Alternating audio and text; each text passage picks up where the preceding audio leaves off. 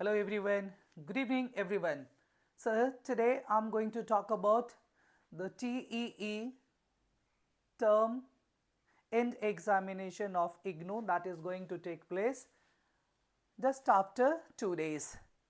तो हम लोग उसकी बात करेंगे जो इग्नू में एग्ज़ाम देने वाले हैं और स्पेशली दो मास्टर्स के एग्ज़ाम देने वाले हैं, मास्टर डिग्री के एग्ज़ाम देने वाले। सबसे पहले मैं आपको अभी क्या करता हूँ, देखिए जो एमए से रिलेटेड या एमएजी से रिलेटेड नहीं है उसे देखने की ज़रूरत नहीं है। हाँ, थोड़ा बहुत आप जानकारी लेना चाहते हैं तो देख सकते हैं। मास्टर इन इंग्लिश ये हो गया आपका एमएजी, ठीक है। ये पोस्ट ग्रेजुएट कोर्स है जो कि इग्नू प्रोवाइड करा रही है और भी बहुत सारे यूनिवर्सिटी है जो प्रोवाइड कराती है। क्या है? MEG, master in English. इसमें ना कोड चलते हैं, जैसे कि कोड 1, कोड 2, कोड 3, कोड 4, तो ये हो गया MEG 4। इसका एग्जाम होने वाला है 16 दिसंबर को। क्लियर? दूसरा जो है आपका MEG 8 जो है वो आपका होने वाला है 22 दिसंबर को। तीसरा है 9 MEG 9 जो कि होने वाला है 23 दिसंबर। और अगला है MEG 19। ये मुझे इसलिए याद है ना क्योंकि ये सारे मेरे कोर्सेस रह चुके हैं, मैंने लास्ट ईयर एग्ज़ाम दी है और एमए में मेरा रिजल्ट रहा 75% अराउंड, ठीक है। So I hope let me also help you to guide better way. मैं ये नहीं, झूठ नहीं कह सकता कि मुझे 90% आ गया या 85 नहीं। जो मेरा रिजल्ट था मैं आप लोगों को बता दिया और मैं कोशिश करूँगा कि आप लोग सभी अच्छी तरह से पास हो जाए। तो अभी स्पेशली एमएजी जो इग्नू से कर रहे हैं उनके लिए है। और देखिए MEG 19 that is going to take place on 8 January 2024 को होगी, ठीक है। क्लियर है? चलिए अब इससे पहले ना हम लोग क्या कर लेते हैं, देखिए ये था कुछ important question that I am going to talk about. Before moving any further let us go to the question paper. Previous question paper देखेंगे तो आपको बहुत सहूलियत मिलेगी, तो मैं डायरेक्ट वहीं चलता हूँ, ठीक है। जस्ट ये रहा आपका previous question paper. Is it clear?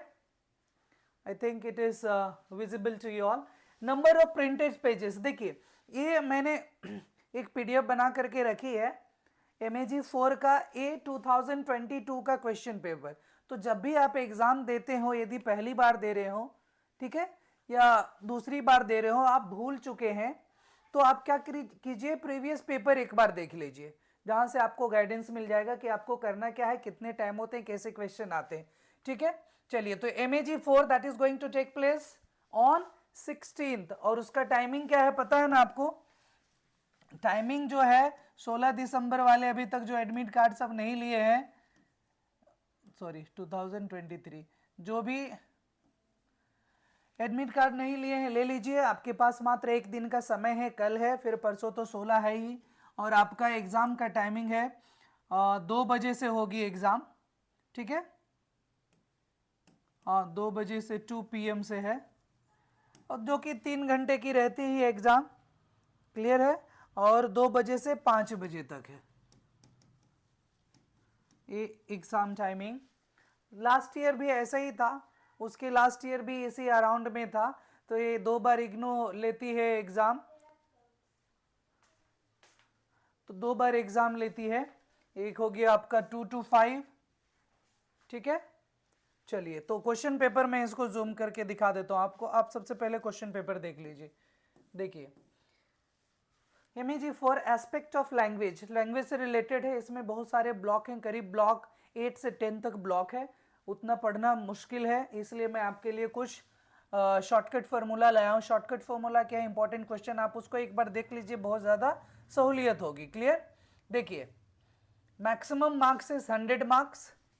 और सबसे पहले देखिए, answer question number 1 which is compulsory and other 4 questions, यानी आपको कुल 5 क्वेश्चंस करने हैं। कितनी क्वेश्चंस करनी है आपको? 5। तो हो जाएगा 25 ज़ा 100 मार्क्स की पेपर है। 5 क्वेश्चन आपको करना है और ये हो गया आपका marks, 20 marks for each. Clear? चलिए आगे बढ़े। तो पहला जो बता रहा है वो कंपलसरी है, देख लीजिए पहला है क्या। ठीक है, देखिए, right short note on any two of the following. ये आपका 10-10 नंबर का हो गया, इसमें से कोई भी आपको 2 करना है। 10 2 20 मार्क्स। ठीक है, cardinal vowels, bilingualism, cooperative principle and blends, आपको 2 करना है। ठीक है, चलिए आगे बढ़ते हैं।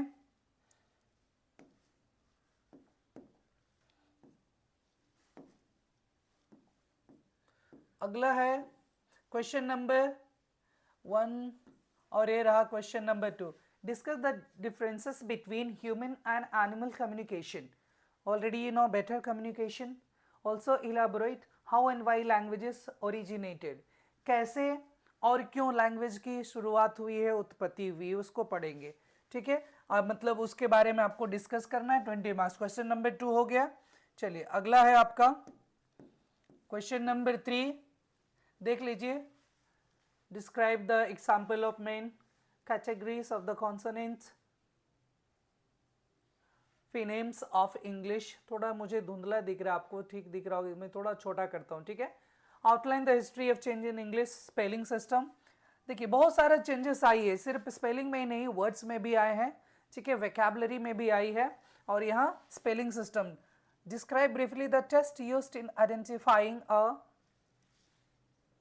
Syntactic constituent, illustrate any two. तो आपको इलस्ट्रेट का मतलब क्या हो गया, एक्सप्लेन इट विथ एग्जाम्पल्स, यानी आपको एक्सप्लेन करना है। फिर 20 मार्क्स। चलिए आपका ये हो गया। देखिए 4 5 clear. 6 discuss the major learner factor in language acquisition. आपको लैंग्वेज सीखने में, प्राप्त करने में क्या क्या जरूरत होती है, फैक्टर्स, उसको एक्सप्लेन करना। ठीक है, why is the language planning essential. सच में लैंग्वेज प्लानिंग एसेंशियल है, इट मीन्स वेरी इंपॉर्टेंट है। What are the different types of language planning. ये आपको जो पढ़ रहे हैं ना उसके लिए है, बाकी लोगों को उतना तो समझ में नहीं आएगा, बट आप जो आगे फ्यूचर में करने वाले एमएजी देख लीजिएगा। आपको इस तरह से कुल क्वेश्चन है 7, ये लग गया, इसका मतलब आपका यहाँ क्लोज हो गया। ठीक है, अब मैं चलता हूं इंपॉर्टेंट क्वेश्चन की ओर बढ़ू। चलिए, तो इसको और छोटा कर देता हूं, आप चाहे तो स्क्रीनशॉट ले सकते हैं, यदि शायद दिख जाए। हाँ, ये हो गया। बाकी की चर्चा ना हम लोग अगले में करेंगे 16 के बाद। ठीक है, अभी उतना टाइम नहीं है मेरे पास, और आपके पास भी समय कम है, इसलिए हम आगे बढ़ते हैं। तो ये 4th को है, 16 का एग्जाम है, इसीलिए मैं आगे बढ़ता हूँ। ये देखिए, MEG 4 aspect of language, very important questions. ये मैंने प्रीवियस क्वेश्चंस से डिज़ाइन किया है, बहुत सारे बड़े लोगों की, प्रोफेसर की राय लेते हुए ये सारा क्वेश्चन तैयार किया है। तो आपका समय व्यर्थ नहीं जाएगा, आप बस 5 मिनट और देख लीजिए, आपको पता चल जाएगा। ये जो पहले से 22 का जो था ना, लास्ट वाला पूछा हुआ, मैंने उसी को रख दिया। ठीक है, ताकि आपको पता चले कि शॉर्ट नोट भी आते हैं MEG फॉर्म में। ठीक है, चलिए आगे बढ़े। यहाँ से आपका शॉर्ट नोट्स, अच्छा 4 उधर था, 4 एक और, 8 हो गया। देख लीजिए, Sapir-Whorf hypothesis, borrowing of words in English, American and European structuralism, consonant and vowels। ये भी आपका है, ये बहुत इंपॉर्टेंट है, आप इसको एक बार रिवाइज कर लीजिए, बस काफ़ी है। अब क्वेश्चन हो गया सर कहाँ से रिवाइज करेंगे, सबके पास ब्लॉक है, आपको इग्नू मटेरियल से मिला होगा, नहीं तो आपने किसी न किसी से मटेरियल परचेज किए होंगे। ठीक है, और नहीं है तो फिर आपके गुगली हैं, आपको हेल्प कर देंगे। अगला देखिए, हो गया मोनोफ्थोंग्स एंड डिप्थोंग्स। ये तो बहुत इंपॉर्टेंट है, इसको आप डिटेल्स में पढ़िएगा। What is morpheme and it's a type. Next language planning, ये सारा आपका यहाँ से क्वेश्चन नंबर 3 से है ना, थोड़ा डिटेल में आ गया। Short notes on the following अभी भी चल रहे हैं। देखिए, coupling, finite and non finite verb या क्लॉज भी दे सकते हैं। Linguistic and literary criticism, competence and performance, dialect and register, code switching and code, ये सभी सिर्फ शॉर्ट नोट वाले ऑप्शंस में अभी तक पढ़ रहा था। ठीक है, pidgin and creole, back formation, pronominal, affixes, stems and roots. बस यहां तक। अब हम लोग चलते हैं आंसर इन डिटेल।